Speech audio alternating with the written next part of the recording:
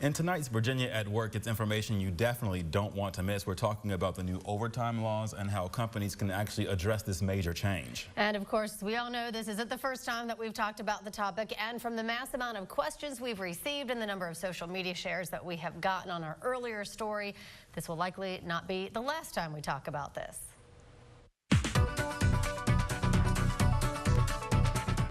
Again, this pertains to a change in who will receive overtime pay. If you make less than $47,476 a year, you definitely want to pay attention. This could mean you'll soon get overtime. According to the federal government, this change, set to go into effect December 1st of this year, will extend overtime pay protections to more than 4 million workers within the first year. It's a major change of the Fair Labor Standards Act, or FLSA, and each company must now react with their own plans, trying to stay within budget and find the right way to communicate the changes to employees.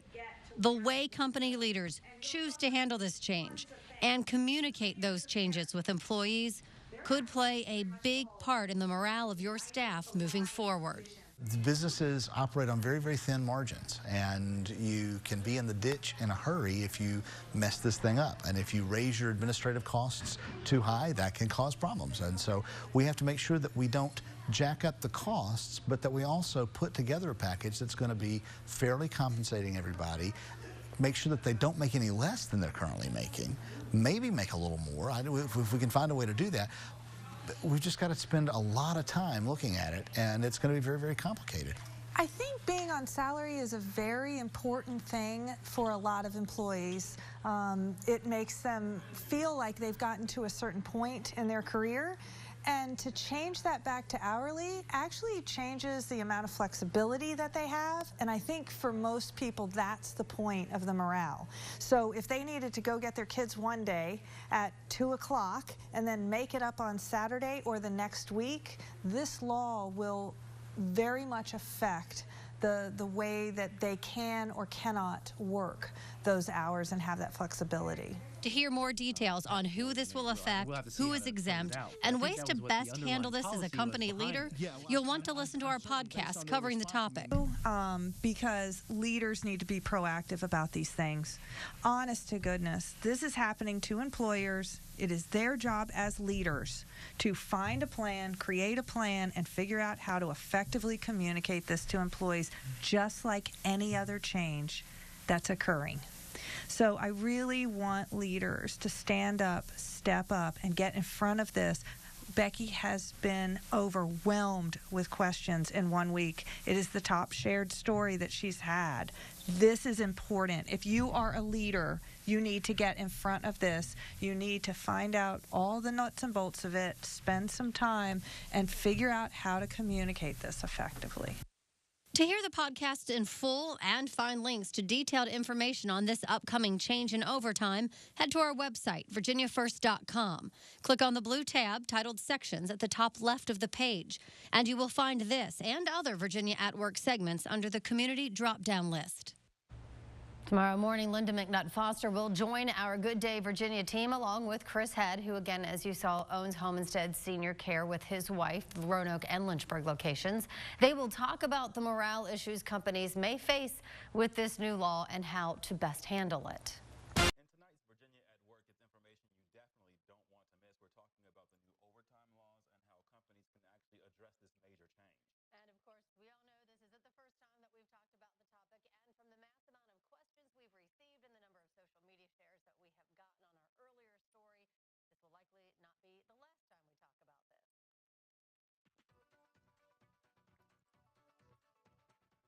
Again, this pertains to a change in who will receive overtime pay.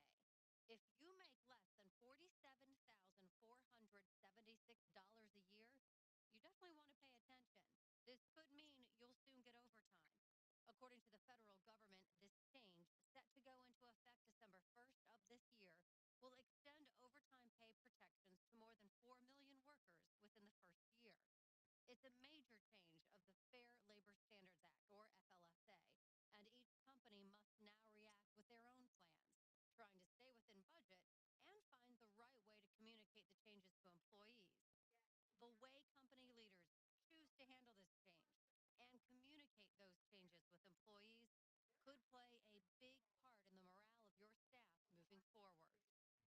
businesses operate on very, very thin margins, and you can be in the ditch in a hurry if you mess this thing up. And if you raise your administrative costs too high, that can cause problems. And so we have to make sure that we don't jack up the cost, but that we also put together a package that's going to be fairly compensating everybody, make sure that they don't make any less than they're currently making, maybe make a little more. I know if we can find a way to do that.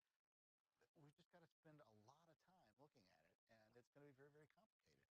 I think being on salary is a very important thing for a lot of employees. It makes them feel like they've gotten to a certain point in their career, and to change that back to hourly actually changes the amount of flexibility that they have, and I think for most people that's the point of the morale. So if they needed to go get their kids one day at 2 o'clock and then make it up on Saturday or the next week, this law will very much affect the way that they can or cannot work those hours and have that flexibility. To hear more details on who this will affect, who is exempt, and ways to best handle this as a company leader, you'll want to listen to our podcast covering the topic. Because leaders need to be proactive about these things. Honest to goodness, this is happening to employers. It is their job as leaders to find a plan, create a plan, and figure out how to effectively communicate this to employees, just like any other change that's occurring. So I really want leaders to stand up, step up, and get in front of this. Becky has been overwhelmed with questions in 1 week. It is the top shared story that she's had. This is important. If you are a leader, you need to get in front of this.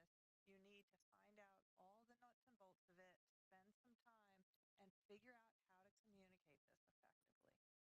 To hear the podcast in full and find links to detailed information on this upcoming change in overtime, head to our website, virginiafirst.com. Click on the blue tab titled Sections at the top left of the page, and you will find this and other Virginia at Work segments under the Community drop-down list. Tomorrow morning, Lynda McNutt Foster will join our Good Day Virginia team along with Chris Head, who again, as you saw, owns Homestead Senior Care with his wife, Roanoke and Lynchburg locations. They will talk about the morale issues companies may face with this new law and how to best handle it.